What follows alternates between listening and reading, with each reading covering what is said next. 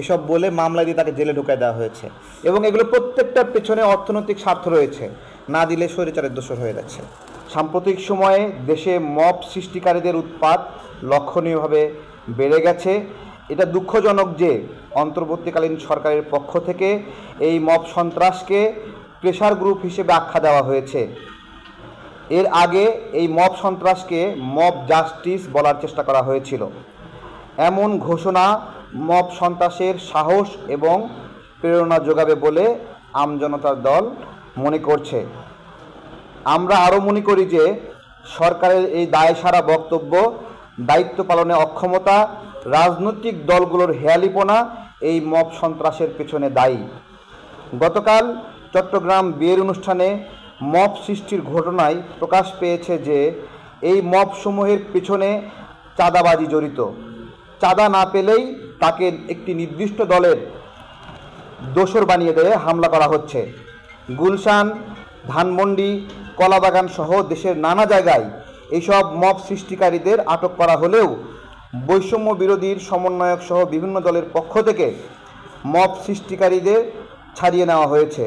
পাশাপাশি দেশে ভারতীয় স্বার্থ হাসিলে দেশকে অস্থিতিশীল করে তুলতে নির্বাচনকে পিছিয়ে নেওয়ার একটা উদ্দেশ্য এই মব সন্ত্রাসের পেছনে থাকতে পারে বলে আমরা মনে করছি। আমরা দেশকে স্থিতিশীল করে তুলতে মব সন্ত্রাস ও চাঁদাবাজি জড়িতদের বিরুদ্ধে যথাযথ আইনগত ব্যবস্থা গ্রহণের দাবি জানাচ্ছি। সেই সাথে সকল রাজনৈতিক দল ও জনগণকে আহ্বান জানাচ্ছি, মব সন্ত্রাসীদের বিরুদ্ধে সোচ্চার হন, মবকারীদের নিবৃত্ত করে আইনের হাতে তুলে দিয়ে একটি স্থিতিশীল গণতান্ত্রিক বাংলাদেশ বিনির্মাণে সহযোগিতা করুন।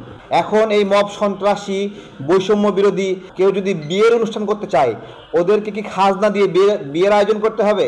এটাই আমাদের জিজ্ঞাসা, যে বৈষম্য বিরোধীরা খাজনা চায় কিনা কেউ যদি বিয়ের অনুষ্ঠান করতে চায়।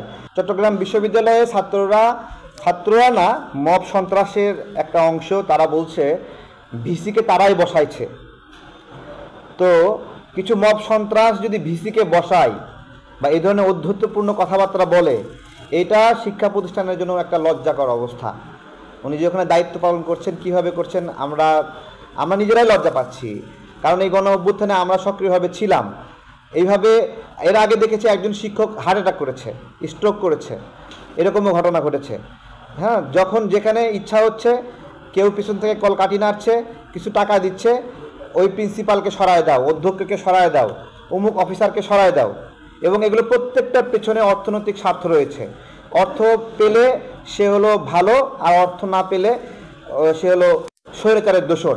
অর্থ পেলে সে গণ অভ্যুত্থানের পক্ষের শক্তি।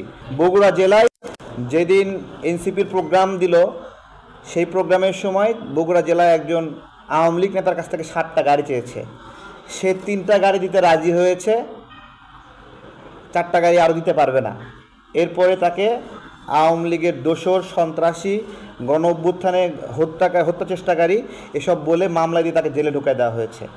তো এইটা বাংলাদেশের রাজনীতিতে যাদের উপর নতুন করে মানুষ ভরসা করা শুরু করেছিল, তারা এটাকে খুব প্র্যাকটিস করছে। ছোট ছোট ছেলে পেলে মনে করে তাদের কান্না করার অধিকার আছে, জিদ করার অধিকার আছে। তারা অনেকটা জিদ করছে যে ছোট ছেলে পেলে আমাদের এলাকায় বলে যে ছাড় ধরছে। হ্যাঁ, ওই রকম ছাড় ধরে কিছু জন্য আমাকে আইসক্রিম কিনে দাও, আমাকে চকলেট কিনে দাও, ললিপপ কিনে দাও। তো এই মব সৃষ্টিকারী এরাও ওই একই অবস্থা, যে এরা মনে হয় জিদ করতেছে, আমাকে কিছু টাকা দাও। কিছু টাকা দিলেই সে গণ অভ্যুত্থানের পক্ষে শক্তি হচ্ছে, না দিলে স্বৈরাচারের দোসর হয়ে যাচ্ছে।